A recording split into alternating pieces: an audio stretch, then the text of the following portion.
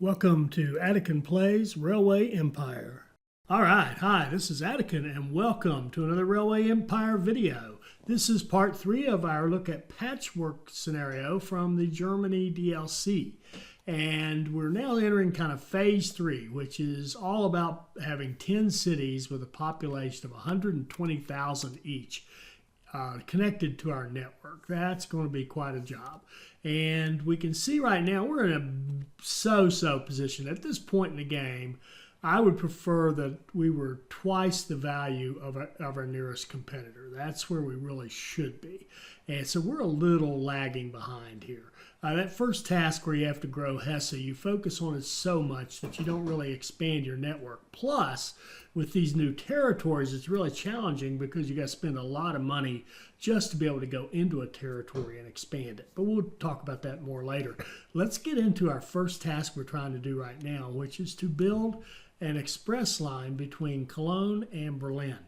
And what we're going to do here is measure it out and kind of figure out what's the straight line. But before we do that, we're going to clean up the items that we put out there as kind of temporary in order to get us the 750,000 people connected. On our last video, we built a bunch of temporary stations and lines just to get connections to these cities. We're going to throw all those away, clean up all that track, and get all that money back because we're going to need that money to help us build out our rather expensive line between Berlin and Cologne. Because to get an express line, we're going to want to have as direct a line as we can practically make. And we're going to want to have it as flat as we can make it. We don't want it to be climbing up 40-degree inclines to get to its destination. And it's going to cost us some money. So we're going to do a couple of things here. One, we're going to measure it out, as I said, and kind of figure out what's a straight line. Deviate from that as little as possible without being ridiculous. And we're going to use a new technique that comes from our kind of our community's little chief engineer, Leonidas Savalas. So Leonidas shared with me in an email a description of how to do what I call land bridges. So we're going to call these the Savalas Land Bridges. And what they are is it's an ability for us to cross water without building a bridge. Sounds ridiculous, but we can do it. Leonidas has shown me how, and I've practiced it a little bit, so I've attained mediocrity at it, and I'm going to share it with you. And if people really like it, maybe later on I'll make a quick guide on specifically how the techniques you need to use to make land bridges. But you'll see them coming up here in a minute. First thing we got to do is kind of measure out what our straight line is and get an idea. And so you can see it's like $6 or $7 million if we just went straight. We couldn't even build it because it conflicts with other opponents' track and all kinds of stuff. Now what we could do here, by the way, is I have tried this where I just go out and buy the opponents first. I would not recommend that given our current financial situation because we're not big enough relative to our opponents to make buying them out easy. Again, I think you need to be at that 2-to-1 ratio, your company value to theirs, in order to even start buying them out. So here I am looking at my first land bridge, and it turns out I'm actually not even going to keep this one, but basically the idea is that if we do it right, and if we are able to set up a connection across a body of water, you can actually do it in such a way as it just creates like a land underneath as if you had terraformed. So right there, because we were able to get that line, that red line that you're not able to build, if you come back and then raise that up one click of the elevation change, look what happens. You end up with a bridge that's made out of land. So you've basically bridged that water, but you didn't build a bridge, and you don't get charged for a bridge. And for example, if you're playing with the general and he gets that penalty for bridges, here's a good way to avoid them: just don't build them. So I built that out. Now we're just trying to look back to see where our straight line is, and we see that we kind of need to go just south of Magdeburg is kind of a good aiming point for us, kind of to get us going in the right direction. So that means we got to go right through all those little lakes out there outside of Berlin. And not a problem though, because we can use our land bridge technique to deal with this.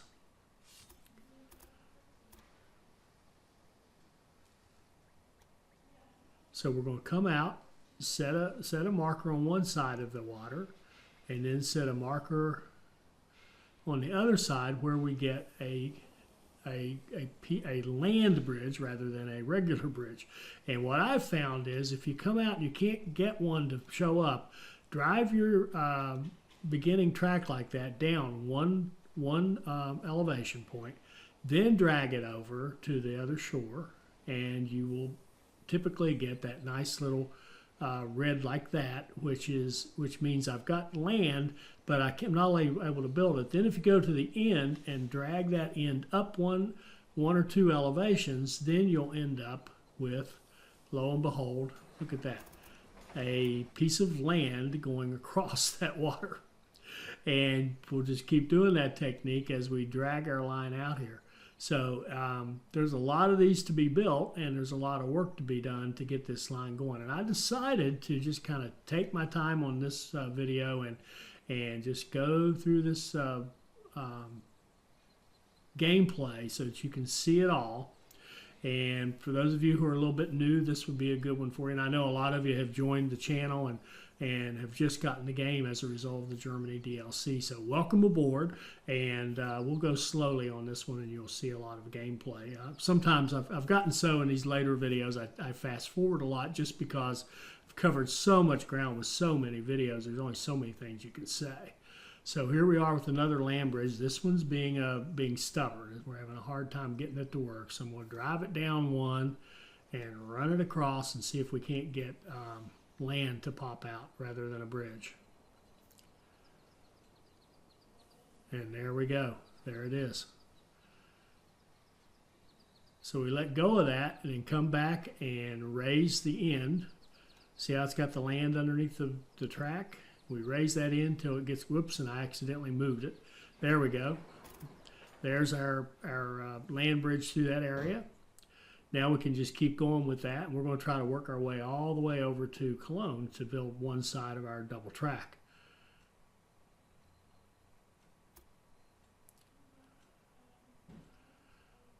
So we're going to have to cross our opponent's track a couple of times here before we can get to that water to start another land bridge. So I'm going to go back and use basic technique I like to use here is I'll put an anchor point on either side relatively close to it, and then use the click on the tunnel or bridge or the bad track in the middle, and then just raise it up and to the minimum amount where it will give a bridge that is capable of crossing over that. And that's about as good as you can do. You can sometimes drag the line out, make the bridge longer to eliminate some of the elevation, but it's not terribly crucial here. Remember, this is a passenger only line. We're not going to be hauling heavy goods, and we won't have any trouble getting an express line rating out of this, provided we run a nice straight, relatively flat. We don't want any, like I said, we don't want any ridiculous elevation changes in it. So now we're going to try to cross the rather large body of water. And by the way, as an aside, Leonidas has shared with me that he's actually been able to cross all the way, this is almost ridiculous, but all the way from England to Ireland on the Great Britain and Ireland map. Imagine that, a piece of land going all the way across the ocean.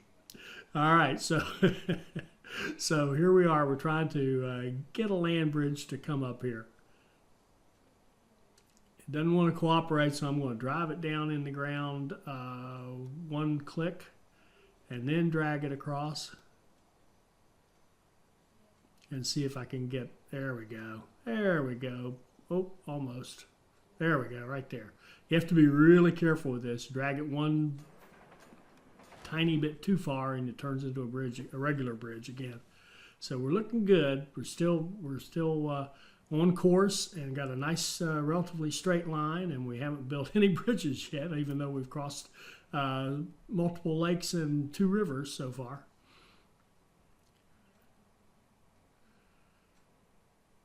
So again, I'm still trying to decide, okay, what's my route need to be, particularly with respect to Castle, which is going to be kind of on our direct line. So again, measuring it out, trying to decide how to go.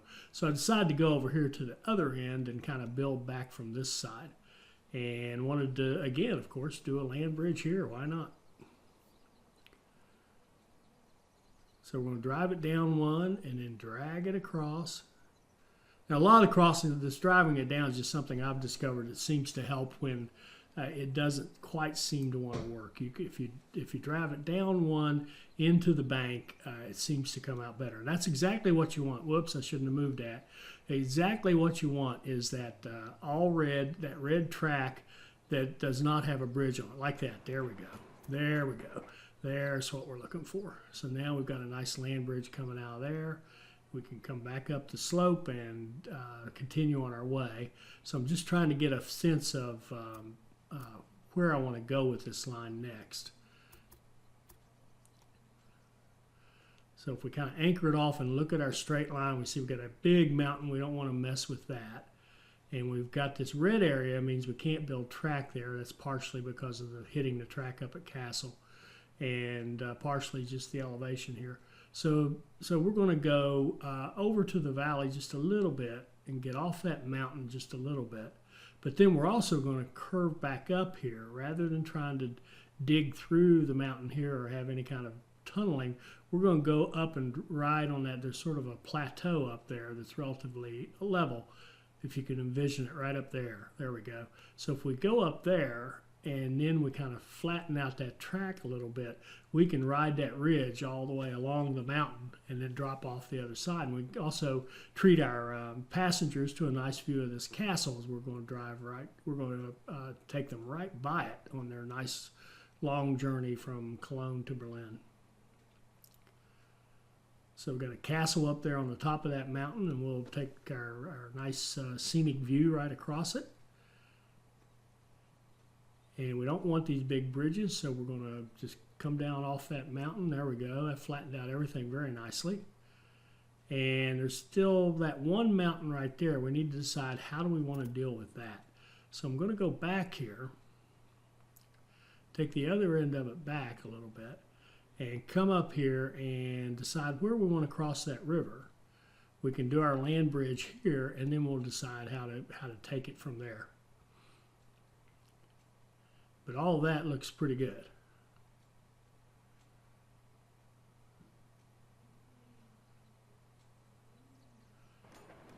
So we accept that, and now we start working on another land bridge.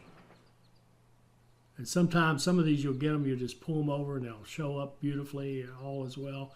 Other times they're a little stubborn. So that appears to me that we've got a mismatch in the elevation. So I'm going to come back a little bit with the line. Come down here like so. There we go. And we've got a little bit, there we go, beautiful. There we go. Click on it, bring it up one elevation, one click on the elevation tool. If I can figure out how to do it. The trick is you have to kind of let go of the line with the right click and then do that elevation tool, and which on the PC is you're holding shift and doing your mouse wheel. On a console, I have no clue what you guys would do, but yeah, I'm sure you have a similar command. All right, so we're going to again line it up and see, okay, where do we want to go? Now we do not want to mess with, there's no easy plateau to go through that mountain. We could, of course, build a very expensive tunnel, but I chose to go up here and take a little northerly route and go up here. We've got some nice flat ground to work with. So we'll go up around that mountain, and that is not that much of a deviation from our straight line. And that'll bring us right back to our land bridge. Beautiful. And that gives us one-way connection from Berlin to Cologne. So now let's work on double tracking it. And we could, by the way, to get an express line, we could just leave it as a single line, run one train on it and wait for that train to get an express status. Now you see something nice. Did you notice we were double tracking? Those first two, we just got double tracks with no problem, even though we went over water. Sometimes you get lucky and it just works like that and there's nothing to be done. Other times you run into this situation where it doesn't want to give you that second track. Now, does that mean you can't have parallel tracks? No, it doesn't. There are techniques to use for getting parallel tracks. And I'm going to try one right here. What you do is drag the line over, the new line, until it, and then merge it like a point-to-point past the bridge, and that gives you a connection. Then you can accept that and just start hitting your place a marker, go back as far as you can on that marker, and what will happen, notice that cone on the right-hand track, we have broken that track. That's perfect. That's what you're after, is to break the track, believe it or not. And that will allow us to go back and set our line going back the other way, our second line, second set of tracks. Then we can go back and clean up the break that we just put in by just deleting a little piece of track and patching it up. And now we've got a beautiful double track line going over that water. So we've already passed, like, we've got 3 double tracks going over water with land bridges here already. Now we're going to come down to our next one. Let's see if it'll give us this one. No, it's not going to cooperate. It isn't going to be nice to us. So we're just going to run a point to point until it turns green, push it out as far as it'll go, turning green, and we'll buy that track. Then we'll take the bulldozer and we'll hit shift and keep clicking until we find the point where it will delete.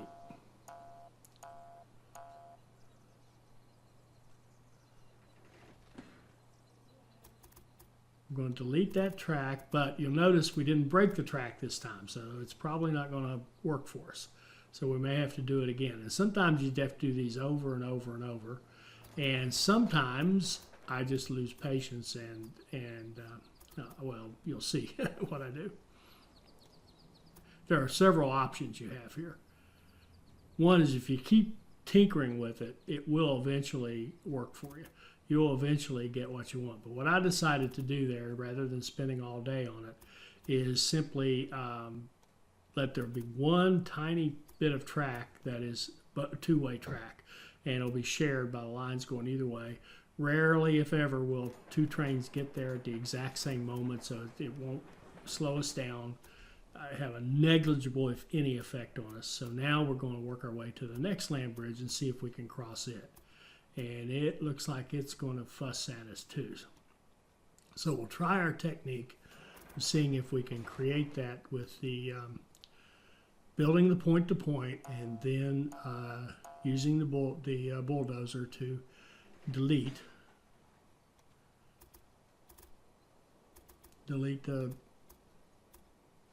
that extra track. But you'll notice again it didn't break the original track. And it works when you break the original track, as strange as that may sound. For whatever reason, that way it isn't thinking of it as parallel lines anymore somehow. I'm not sure what's going on. This is really taking advantage of the way the track tool is programmed. That's all this is doing. Because you shouldn't be able to build a land bridge across water like that. So there you can see we've got the land bridge, but we don't have a true parallel double track. So let's give it one more shot at deleting. You get to listen to boing, boing, boing until we finally work our way back. We want to get it as far out through there as we can get it. There we go. We'll delete that piece. And you'll notice again, it isn't broken. That's what I'm kind of circling there. As I was playing this, and I knew I'd be talking about it. So it isn't broken. So without it breaking, it's very hard to get that second piece of track to go. So we're just going to, again, accept that little piece right there is going to be a two-way track. And our trains could conceivably have a hold up there, but it's not that likely. Now we'll go down to our last land bridge, which is right outside of Cologne. See if we can't do a double track here.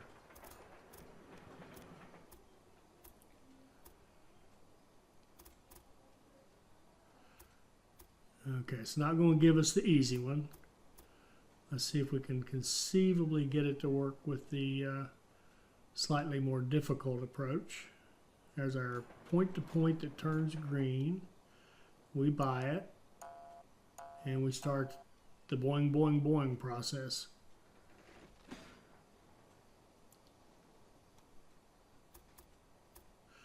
Track is not broken, so that's a bad sign.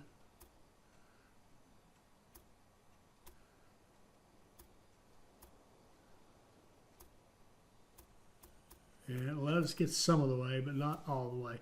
And sometimes you try this one way and it won't work, and you can just try the opposite way and it will work. So I don't remember if this is one of those I did that or not, but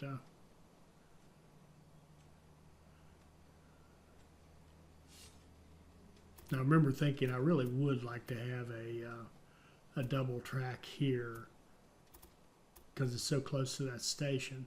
But again, it's no big deal. And maybe another way to look at it is it's so close to the station, so what? So I ended up accepting it. I didn't want to take all day on this video showing you struggling trying to make it work out. And I need practice. You know, as Leonidas said, this is not an easy technique. You got to kind of practice it. So now we're going to set our signals, and keep in mind every time that we did those single sets of track, that actually broke our overall track into sections. So our signaling is only going to go from one place where it's been divided up to the next. So you'll notice up here there's no signals because our signaling again only went up to the point where we had that tie off where they kind of come together. Here's another one up here. So we're going to have to set signals, go back and set signals for each of the segments to make sure that they all have signals. Because we certainly don't want to try to get an express train and then have the trains waiting long periods of time on the train in front of them to clear a signal that may be 100 miles away.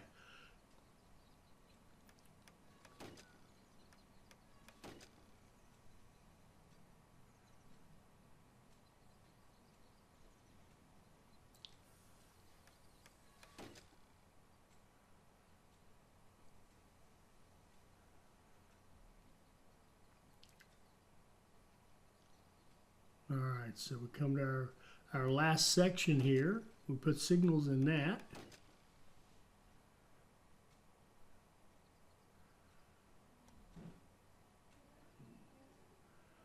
And we're starting to look pretty good here. Remember, we're playing as the engineer, so we get really cheap trains and free repair maintenance sheds. So I have been using maintenance in this playthrough, which is different for me.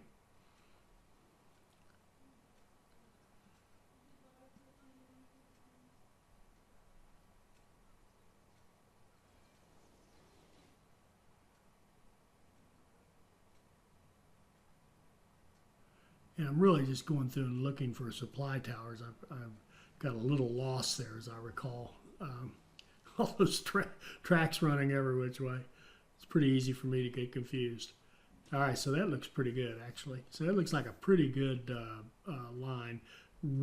Just almost dead straight. Not quite, but really close to a nice dead straight line between those two cities. So we should have no problem getting an express rating on our trains. Particularly, we're going to send one out, trump it up. The other thing we're going to do here, put on construction, but we're also going to expand the station because you get quicker turnaround from a large station than you do from a medium or small one. The bigger the station, the faster your turnaround, and every little bit helps. So why not go ahead and let these trains run out of larger stations and get that faster turnaround.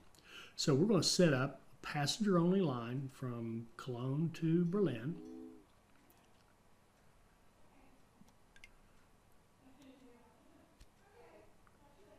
And then we're going to give it the Hulda, which is the fastest train and it's rated for express.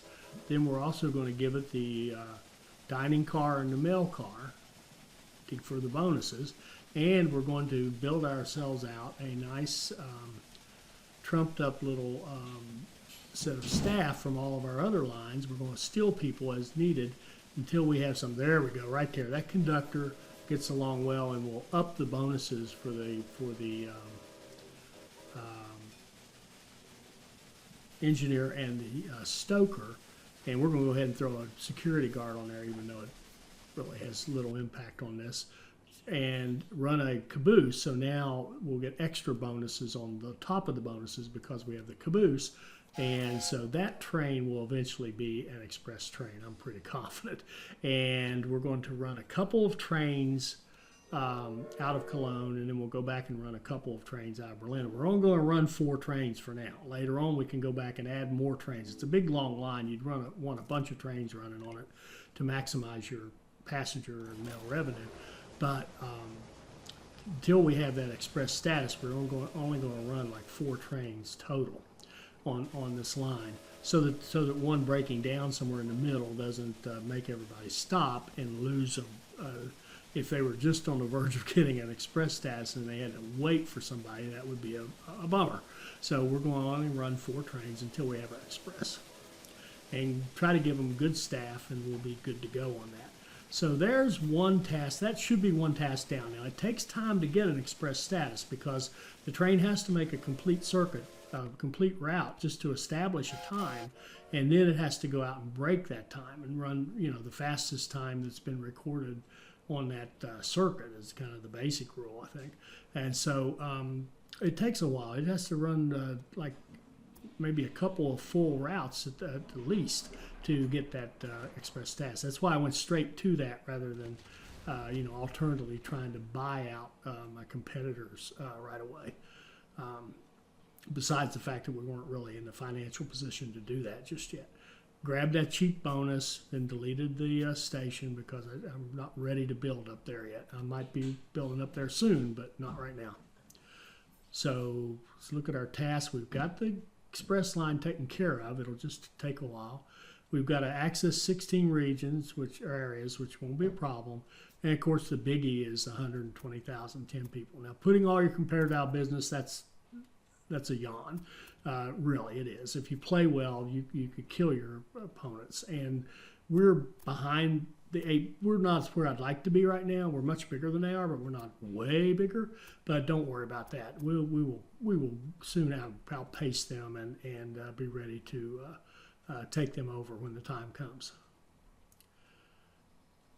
So let's stop right there with this episode. In the next episode, we're going to get into a 4-city cluster that I think is pretty cool. So we'll go through a four-city cluster for city growth mode in our next episode. I hope you enjoyed this. I hope it'll help you become a better player, and I hope you'll join us for our next Railway Empire video. Thank you.